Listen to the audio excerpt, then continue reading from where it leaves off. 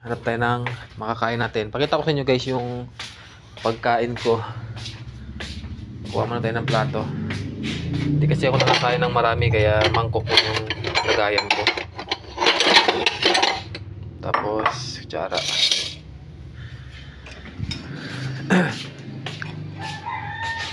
Gutom na guys kaya kain muna tayo.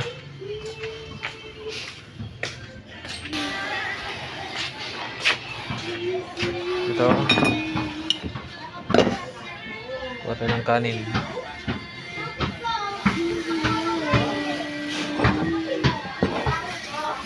Ito lang araw-araw kong kinakain guys eh. Kanin tsaka yung sabaw ko.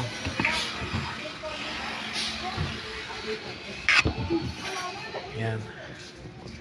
Konti-konti lang talaga. Tapos ito yung sabaw. Ito siya guys. Yan lang yung sabaw ko. Yung mga down-down lang yan guys eh. Ayan. Ayan. Lagyan natin ng konting gulay. Kasi minsan guys, pag kumakain ako ng walang sabaw, parang ayaw bumaba sa tiyan ko. Kaya kailangan talaga may sabaw. Ayan. Dito na lang ako kakain. Kain tayo mga guys, kain tayo. Ayan yung guys yung pagkain ko. Barado na naman yung hininga ko eh.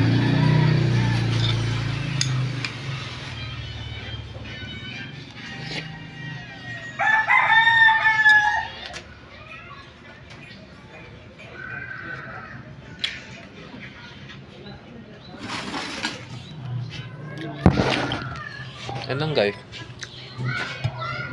Kain tayo. Medyo wala siyang lasa guys. Kasi nilagay ko dito guys, pan lang eh. Konting asin lang. Yun lang. Tapos konting garapong na, konting pan lang. Yung betchin. Konti lang talaga. Barado na naman.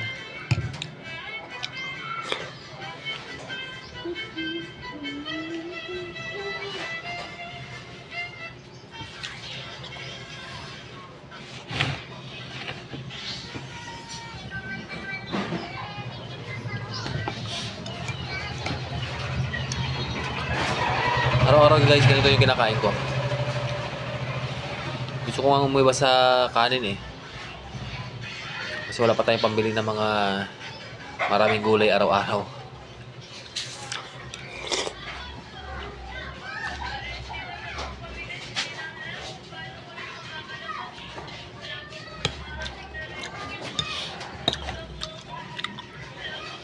Every 2 hours, minsan 1 hours lang guys, gutom na ako. Maya-maya ako kumakain. Kasi hindi naman tayo nakakakain ng maramihan, konti-konti lang talaga. Barado na naman yung dito ko.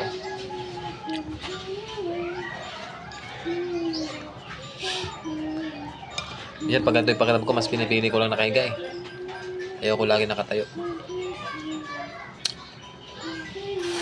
Napakapangit talaga ng pakiramdam na ganito.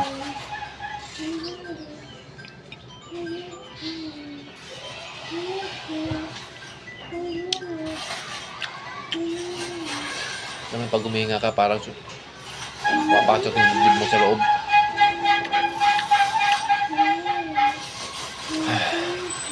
Mahirap. Hindi ko pa nga maubos to guys eh.